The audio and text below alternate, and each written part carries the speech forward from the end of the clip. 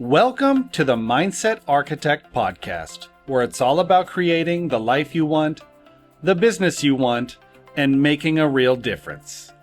Join us in unlocking the code to true success. And now your host, Tony Caliendo, Master Coach with Rethink Coaching. Welcome to the Mindset Architect Podcast, episode number 149. I'm Tony Caliendo, author of the book, Less Over More, executive coach here at Rethink Coaching. And as always, I want to welcome you and thank you. Thank you for sharing your time with me today. Time truly is our greatest asset, and the fact that you're willing to share your time with me truly does mean a great deal and comes with it a sense of responsibility that I deliver value to you every time. Today, I want to talk about this concept of less over more, or define a little bit more about less and more. And to get you to think differently, I know there's this misconception sometimes when people hear the title less over more, that they think it's a message about doing less. And that is not true. It couldn't be further from the truth. It's about creating space for the more that actually matters. You know, the life you want doesn't just happen by accident. It happens when you intentionally create room for it. We have to be intentional. This has to be a strategy. And what I want you to do when you think about less over more is that it's a strategy of subtraction to get you to more. It's a strategy of subtraction that will reveal things to you that you maybe weren't planning or you couldn't see because you weren't creating the space that it needed to show up in your life or business. So the number one thing I want to talk about today is less and more aren't opposites. And I'm going to let that sit for a second. Less and more aren't opposites. I think in our minds, we immediately think that they are, right? You think about, we've been taught that less means sacrifice, not having enough, and more means success because you've got more than enough. We have abundance, we have affluence, we have more things. And that's the general concept of those two words in our community and our society today, is that less is sacrifice, more is success. But what if they were partners? And I want you to think about this differently. What if they were just simply partners versus opposites? Less is the process and more is the outcome. Hold on to that thought for a second. Less is the process and more is the outcome. The goal has never been less.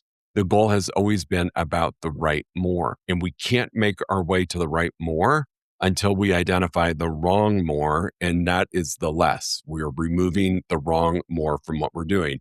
Think about in nature, and I talked about this on the last podcast, we can learn so many lessons from nature. When you prune a tree or a plant, right, it's not about making it smaller. It's about making it healthier. It's about allowing it to grow stronger. It's about helping it be bigger and better for its future in the terms of it could be health, it could be size, it could be the number of flowers it produces, it could be any number of things, yet pruning isn't about making things smaller. Eliminating and subtraction of the wrong more is not about achieving less or settling. It's just not. So what if the very thing that you're afraid to let go of is the thing preventing you from what you're hoping for? I see this happen often as a coach, and I've shared this with you before, and I'm going to share it again. Before we launched Rethink Coaching, I was with a large national coaching company, which was phenomenal. And I have nothing but amazing things to say about them. And one of their beliefs was you carried a lot of clients. And I get it. Time on task is really important as a coach. You can get trained and certified and all these things, but time on task really helps you become a stronger and better coach. And I know that after 16 years of coaching. Yet what I entered into my venture as an entrepreneur, our own coaching company, was that I had to maintain that same level of client load, which was around 40, 45 at any given time. And I was really struggling because anything less than that meant failure. Anything less than that meant I was going to have to sacrifice. Anything less than that meant I was less than as a coach. I was carrying in old stories with me into my future. And that couldn't have been a bigger misconception, because what ended up happening is I had less clients and achieved more. I attracted the right clients into my world. I attracted opportunities that I would have never had space or time for had I been carrying a client schedule or roster of over 40 people. And so less and more aren't opposites. And I learned that through this process of launching my own coaching company. They truly are partners.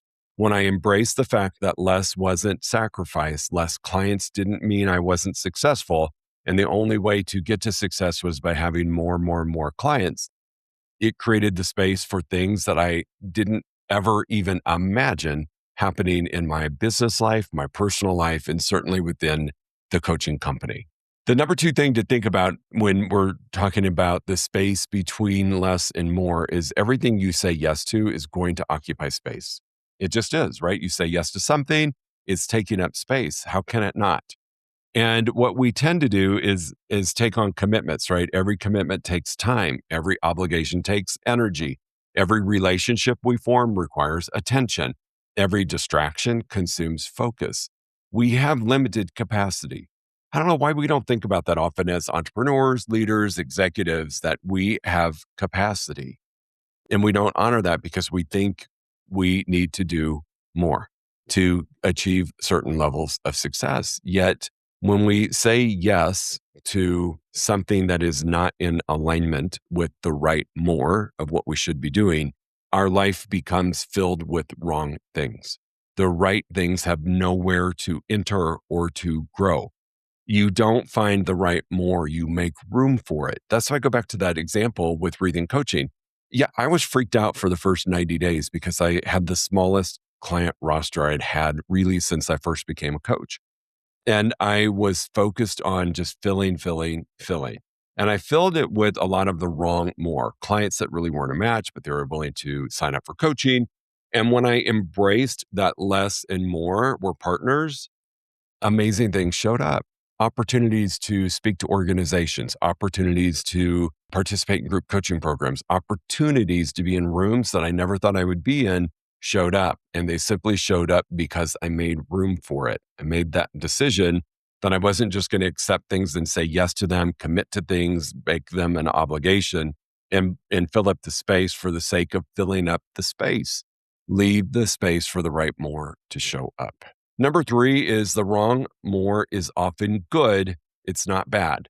I want you to think about this. There's a distinction, right? The wrong more is not always bad. It might just be good.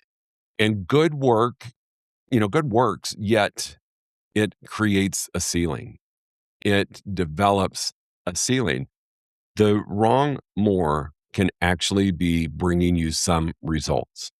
So it's not always bad. So when we're looking at figuring out, hey, what's not the right more in my life? What's the less? What do I need to eliminate? What's the subtraction piece?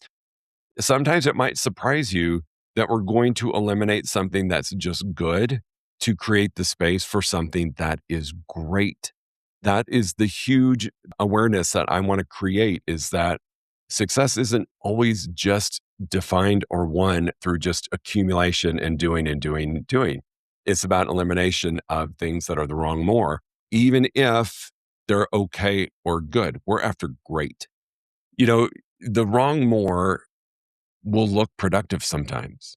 We could be doing something that makes us feel busy. We can be doing something that feels like we're taking action. I'm not sitting here at my desk. I'm out in the world doing stuff. It looks productive. It looks responsible. It looks like it should be, or it appears to others that it's successful, helpful, and it's impressive. So sometimes that's why it's really hard for us to identify what the wrong more is when it's playing in the lane of it's still good. And this is where I would recommend hiring a coach to have this conversation with to help you, because we want to get to the point where we get to choose between good and great.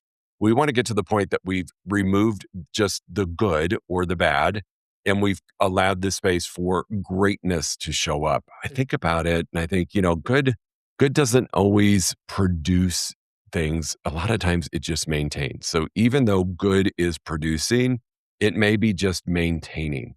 And most of us have a goal to improve, whether it's financially, whether it's market share, whether it's in influence or space that you hold.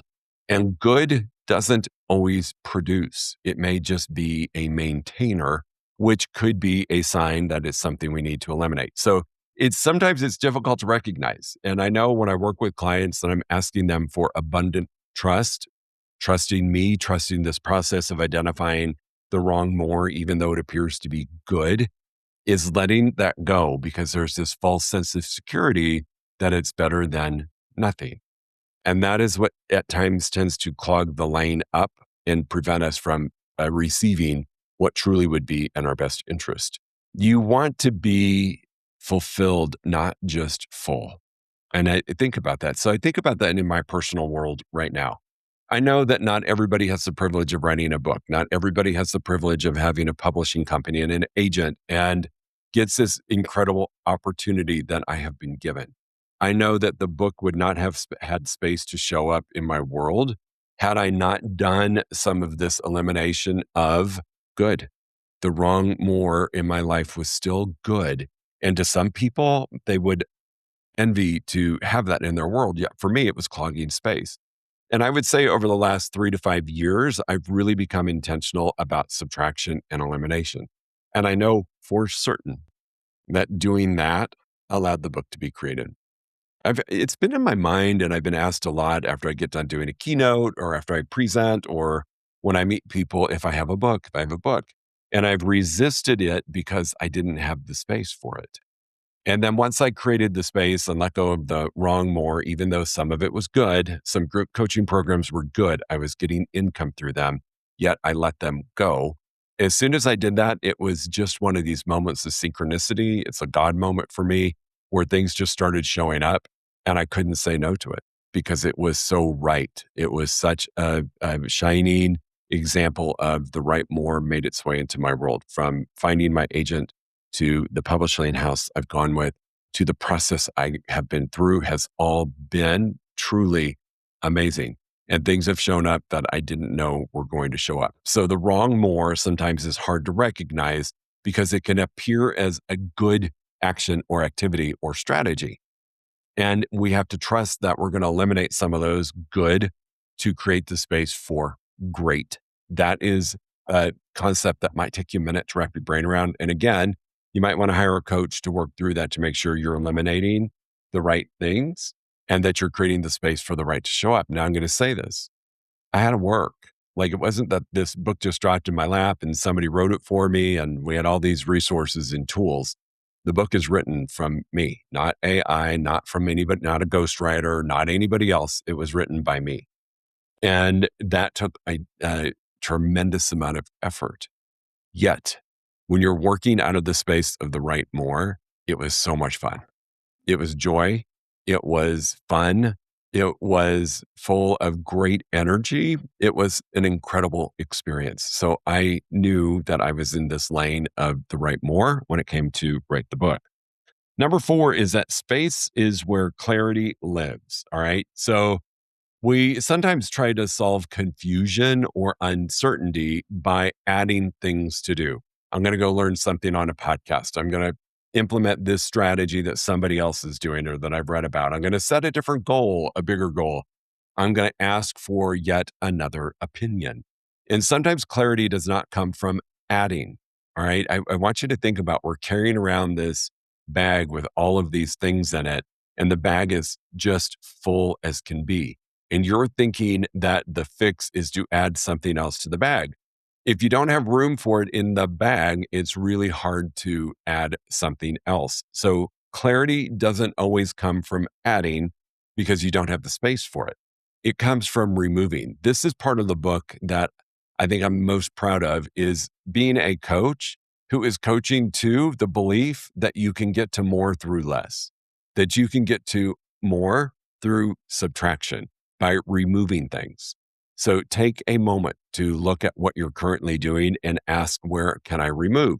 This may require you to spend some quiet time, which a lot of us as entrepreneurs do not want to do. We just want to go, continue the path of more. The more is okay. The more has been good.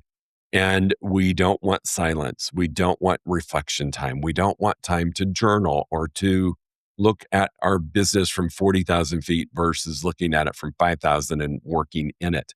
This is really important that instead of adding, we first look at what could I remove? And the only way you're going to be able to do that in a strategic way and one that serves you is by doing it through some prayer, maybe some silence, some reflection, working with a coach to make sure that we're removing the right, wrong, more. That's really, really important. When we just want to add things, I look at it as noise.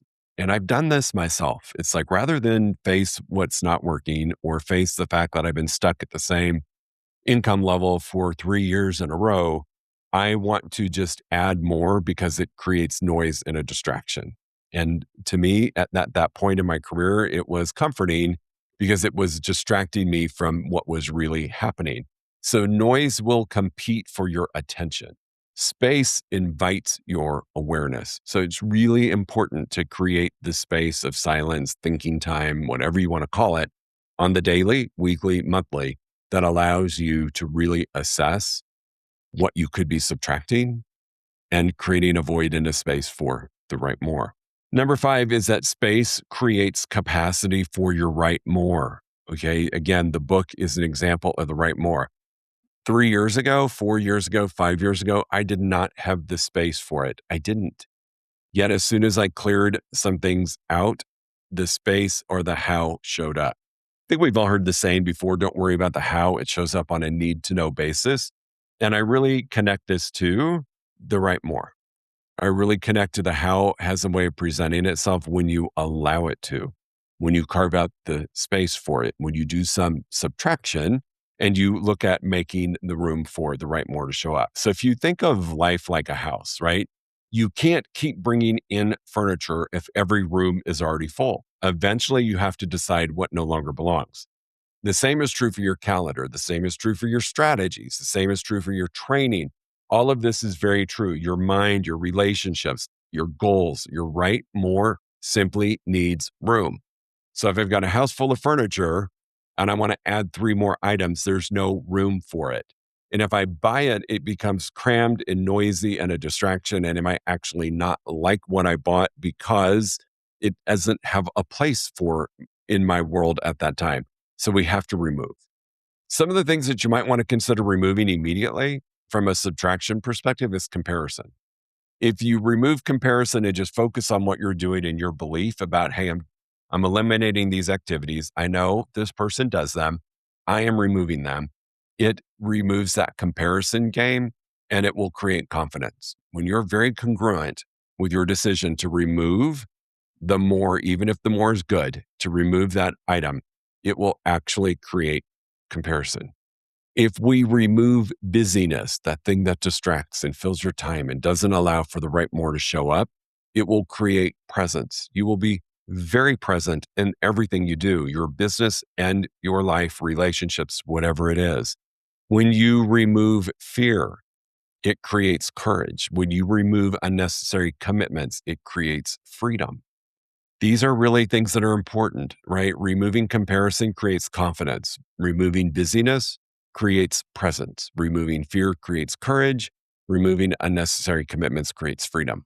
This is the gift of less over more. By doing these things, for me, the big thing is removing fear helped create courage. When I initially did this, I was a little freaked out. And I talked to my coach about it. I said, hey, this is what I'm thinking about doing. I know I've had this group coaching program for years and it's very successful and it's making an impact. Yet I'm going to end it because I feel like it's no longer the right more for me. It's no longer the right activity. That was a financial hit and it was eliminating opportunity for people. Yet I was very congruent, right? Because I compared that to just being busy. It was good. I could do it with my eyes closed. It was fairly easy for me. Yes, it was impactful. However, it was just good. It wasn't great.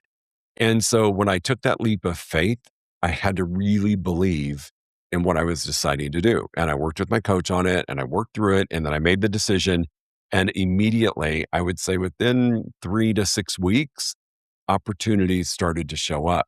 Would they have shown up had I not removed those? I don't think they would have. Or they might have, and I would have said no, or I wouldn't have even considered them because in my mind, I knew I just didn't have the space for it. So think about creating space for the right more to show up. And that can only happen through subtraction. Don't be a house full of furniture trying to add more and stacking and every empty space having something. because that creates noise. I look at the bookcase behind me and it's full, but it's not jam-packed. And I also know that at some point, some of the books I have, as I buy more books or invest in more books for myself, I'm going to give away some of the books that I have because it's this give and take. I've got to create the space for other things to show up. Number 6 thing is I want you to take a challenge this week. I want you to create one intentional space. So what I'm asking you to do is to actually don't add anything. Think about what you could remove. What is one thing that you could remove that would start to create some space for you to receive bigger things, to receive the right more? What commitments no longer belong? Are you part of a club that meets once a week? Are you part of an organization that's requiring more time and it's not congruent with you anymore, but you just keep showing up?